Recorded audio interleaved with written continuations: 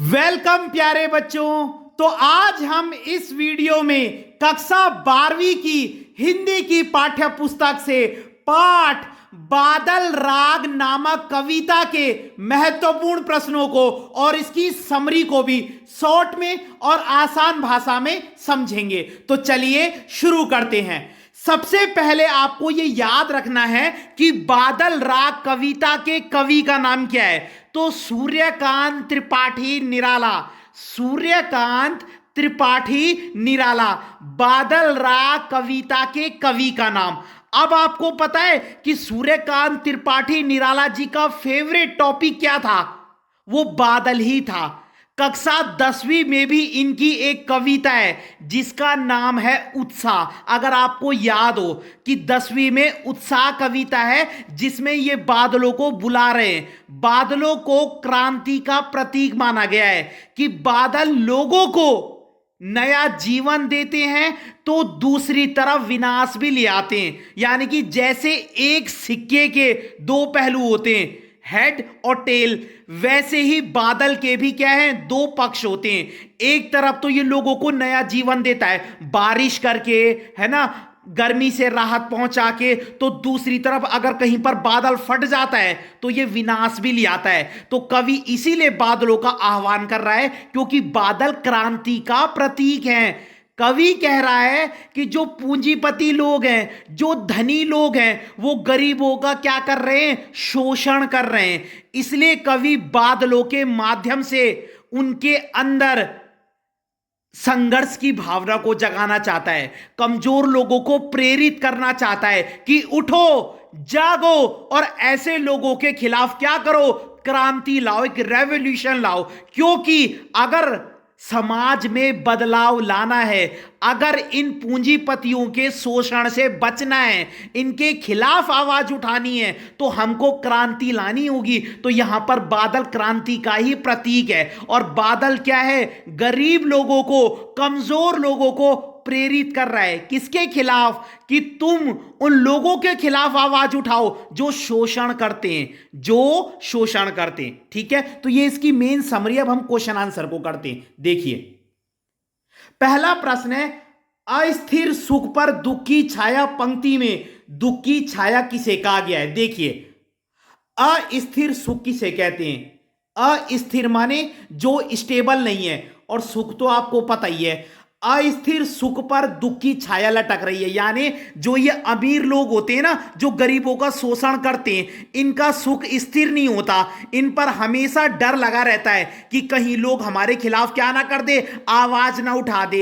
एक ऐसा इंसान जिसने गलत काम करके पैसे कमाए, वो कभी चैन की नींद नहीं सोता। उसको डर रहता है, यार कल कहीं क्या है, मेरे ऊपर कोई केस ना हो जाए, मेरी पोल ना खुल जाए, मेरे पे सीबीआई का छापा ना पड़ जाए, तो कभी चैन की नींद सो ही नहीं सकता। तो उसका सुख कैसा है?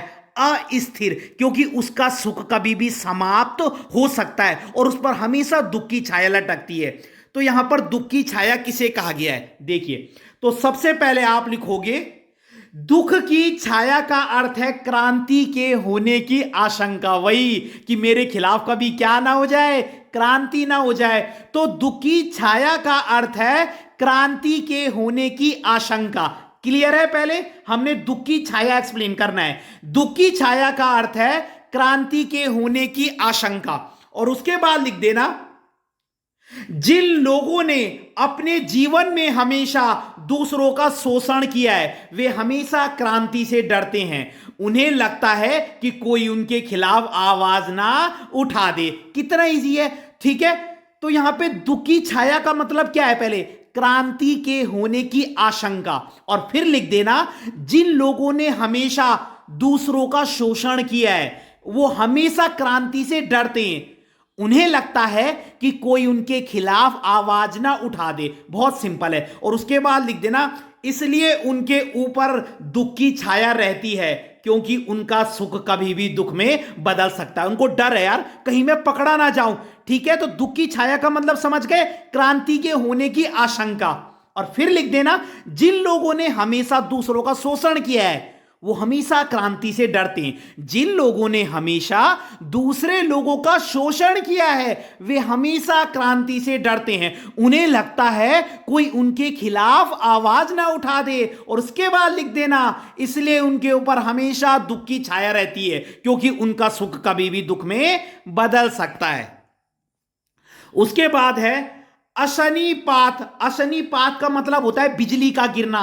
अशनिपात से स्थापित उन्नत शत शत वीर। इसका मतलब वही है कि बिजली के गिरने से, जैसे जब बिजली गिरती है ना तो बड़े बड़े चट्टानों को भी क्या कर सकती है, धराशायी कर सकती है। ऐसी जब गरीब क्रांति में आता है, क्रांति के लिए आवाज उठाता है, तो बड़े बड़े अमीर और पूंजीपति लोग भी थर थर कांपने लगते हैं। तो अब आप क्या लिखोगे, देखिए, कवि कहता है कि जब बिजली गिरती है तो बड़ी से बड़ी चोटियां या चट्टान टूट जाती है। क्लियर है? कवि कहता है कि जब बिजली गिरती है तो बड़ी से बड़ी चट्टान या चोटियां टूट जाती है। और उसके बाद लिख देना, ऐसे ही जब समाज का कमजोर वर्ग आवाज उठाता है तो बड़े से बड़े पूंजीपति लोग डर जाते हैं। क्रांति से ऐसे लोगों को डर लगता है। तो कितना सिंपल है कि क्या क्या लिखोगे आप सबसे पहले, कि कवि कहता है कि जब बिजली गिरती है तो बड़ी से बड़ी चोटियां टूट जाती हैं। और उसके बाद लिख देना, ऐसे ही जब समाज का कमजोर वर्ग आवाज उठाता है तो बड़े से बड़ा व्यक्ति, बड़े से बड़ी पूंजीपति व्यक्ति कांपने लगता है, डर जाता है। और क्रांति से ऐसे लोगों को डर लगता है। बहुत सिंपल है। अगला है, अब इस थर्ड क्वेश्चन को देखिए, ये इस बार के सीबीएसई के सैंपल पेपर में आया हुआ प्रश्न है। जो अभी सीबीएसई ने हिंदी का सैंपल पेपर जारी किया उसमें सेम क्वेश्चन है। विप्लव रव से छोटे ही हैं शोभा पाते। विप्लव रव का मतलब होता है क्रांति। तो आप समझ गए होंगे कि क्रांति से हमेशा छोटे लोग शोभा पाते हैं, यानी क्रांति हमेशा गरीब लोगों को क्या करती है, आगे बढ़ने का मौका देती है, क्योंकि अमीर तो इससे डरते हैं, तो गरीबों के लिए अच्छी है। तो विप्लव रव से छोटे ही हैं शोभा पाते, पंक्ति में विप्लव रव का अर्थ बताना है और फिर छोटे ही हैं शोभा पाते, ऐसा क्यों कहा गया है।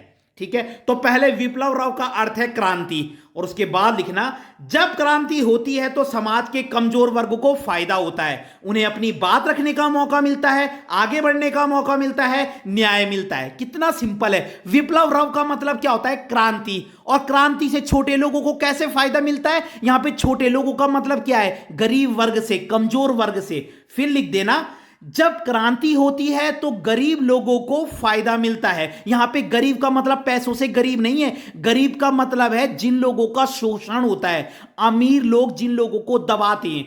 तो जब क्रांति होती है तो समाज के कमजोर वर्ग को फायदा होता है, उन्हें अपनी बात रखने का मौका मिलता है, आगे बढ़ने का मौका मिलता है, न्याय मिलता है। और उसके बाद लिख देना, इसलिए कहा गया है विप्लव रव से छोटे ही हैं शोभा पाते। ये तो आप क्वेश्चन से भी लिख सकते हो। उसके बाद है, बादलों के आगमन से प्रकृति में क्या क्या परिवर्तन होते हैं। तो ये तो बहुत सिंपल है। देखिए, पहला, धरती ठंडी हो जाती है, गर्मी से राहत मिलती है, फसल लहराने लगती है, किसान खुश हो जाते हैं, हवा चलने लगती है, बादल गरजने लगते हैं, वातावरण सुंदर हो जाता है। तो बहुत इजी पॉइंट है, इनको आप एक्सप्लेन करके भी लिख सकते हो। उसके बाद है, आपने इन लाइनों को एक्सप्लेन करना है। तिरती है समीर सागर पर, अस्थिर सुख पर दुख की छाया। वही जो मैं आपको पहले ही क्वेश्चन में बता चुका हूं। जग के दग्ध हृदय पर निर्दय विप्लव की प्लावित माया। तो इसमें आपने लिखना है, कवि कह रहा है कि सागर के ऊपर बादल मंडरा रहे हैं। कवि कह रहा है कि सागर के ऊपर बादल मंडरा रहे हैं, वे कमजोर लोगों को आवाज उठाने के लिए प्रेरित कर रहे हैं। बादल चाहते हैं कि समाज में बदलाव हो, और यह क्रांति के द्वारा ही हो सकता है। तो इसको आपने रटने की भी जरूरत नहीं है, आप पुराने पॉइंट भी लिख सकते हो। ठीक है, कि कवि कह रहा है कि सागर के ऊपर बादल मंडरा रहे हैं। ठीक है, यानी कि वे कमजोर लोगों को प्रेरित कर रहे हैं। वे कह रहे हैं कि उठो और अपने लिए आवाज उठाओ, समाज में क्रांति लाओ, क्योंकि जब क्रांति होगी तभी बदलाव होगा। ऐसे हाथ में हाथ धरे रहने से कुछ नहीं होगा। अमीर लोगों के खिलाफ, यहां पे अमीर का मतलब कौन है, जो गरीबों का शोषण करते हैं। ठीक है, ऐसे लोगों के खिलाफ आवाज उठाओ जो गरीबों का शोषण करते हैं। उसके बाद देखिए, फिर है, अट्टालिका नहीं है रे आतंक भवन है, अट्टालिका कहा गया है बड़े बड़े महलों को, कि जो ये बड़े बड़े महल है ना, ये बहुत महान नहीं है, क्योंकि ये क्या है, अमीर लोगों ने कैसे करके बनाए हैं, गरीबों का शोषण करके। ठीक है, इसके बाद आप लिखोगे इनका मतलब, देखिए कवि कहता है कि ये बड़े बड़े भवन इतने महान नहीं है क्योंकि ये गरीब लोगों का शोषण करके बने। कवि कहता है कि ये बड़े बड़े भवन, अट्टालिका माने ये जो बड़ी बड़ी इमारतें, बड़े बड़े घर है, ये बड़े बड़े घर इतने महान नहीं है क्योंकि ये गरीबों का शोषण करके बनाए गए हैं। क्रांति से हमेशा गलत लोग ही डरते हैं, गरीब लोग तो क्रांति से खुश होते हैं। ठीक है, कि क्रांति से हमेशा ऐसे लोगों को डर लगता है जो गलत होते हैं, जो लोग सही होते हैं उनको हमेशा क्रांति से खुशी मिलती है। तो आप समझ गए होंगे यहां पर बादल क्या है, क्रांति का प्रतीक है। और कवि चाहता है कि कमजोर लोग या जिन लोगों का शोषण हो रहा है वो आवाज उठाए, वो क्रांति लाए, तभी ऐसे लोगों को सबक सिखाया जा सकता है। तो अगर आपको वीडियो पसंद आई हो तो लाइक कीजिएगा, कमेंट कीजिएगा और अपने चैनल को सब्सक्राइब जरूर कीजिएगा। धन्यवाद।